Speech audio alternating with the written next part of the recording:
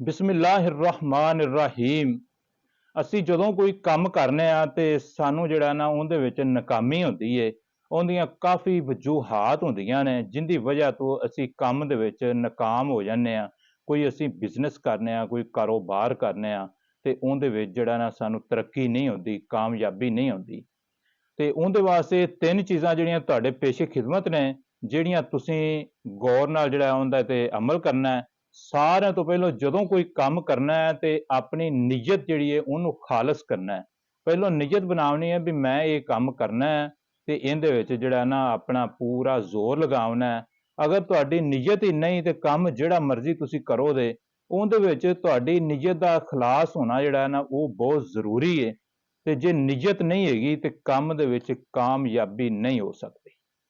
ਦੂਸਰੇ ਨੰਬਰ ਤੇ ਅਗਰ ਤੁਸੀਂ ਨੀਅਤ ਕਰ ਲਈਏ ਤੇ ਉਸ ਤੋਂ ਬਾਅਦ ਕੰਮ ਦੇ ਨਾਲ ਮੁਹੱਬਤ ਕਰਨੀ ਹੈ, ਮਿਹਨਤ ਕਰਨੀ ਹੈ। ਤੇ ਮਿਹਨਤ ਇੰਨੀ ਕਰਨੀ ਹੈ ਜਿੰਨਾ ਤੁਹਾਡੇ ਵਿੱਚ ਜ਼ੋਰ ਹੈ, ਜਿੰਨੀ ਤੁਸੀਂ ਮਿਹਨਤ ਕਰ ਸਕਦੇ ਜੇ ਉਸ ਕੰਮ ਦੇ ਉੱਤੇ ਮਿਹਨਤ ਕਰਨੀ ਹੈ, ਵਕਤ ਲਾਉਣਾ ਹੈ।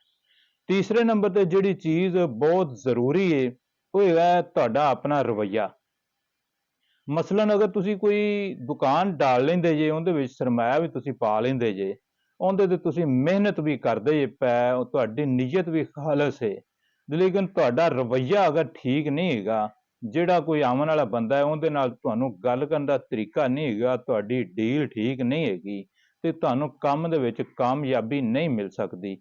ਇਸ ਵਾਸਤੇ ਕੰਮ ਦੀ ਕਾਮਯਾਬੀ ਵਾਸਤੇ ਤਿੰਨ ਚੀਜ਼ਾਂ ਜਿਹੜੀਆਂ ਮੈਂ ਦੱਸੀਆਂ ਨੇ, ਨੀਅਤ, ਨੰਬਰ 2 ਮਿਹਨਤ ਤੇ ਨੰਬਰ 3 ਰਵੱਈਆ। ਆਪਣਾ ਰਵੱਈਆ ਵੀ ਠੀਕ ਕਰਨਾ ਹੈ ਤੇ ਇਨਸ਼ਾਅੱਲਾ ਜਿਹੜਾ ਵੀ ਤੁਸੀਂ ਕੰਮ ਕਰੋਗੇ ਉਹਦੇ ਵਿੱਚ ਕਾਮਯਾਬੀ ਤੁਹਾਡੇ ਕਦਮ ਚੁੰਮੇਗੀ। अस्सलाम वालेकुम।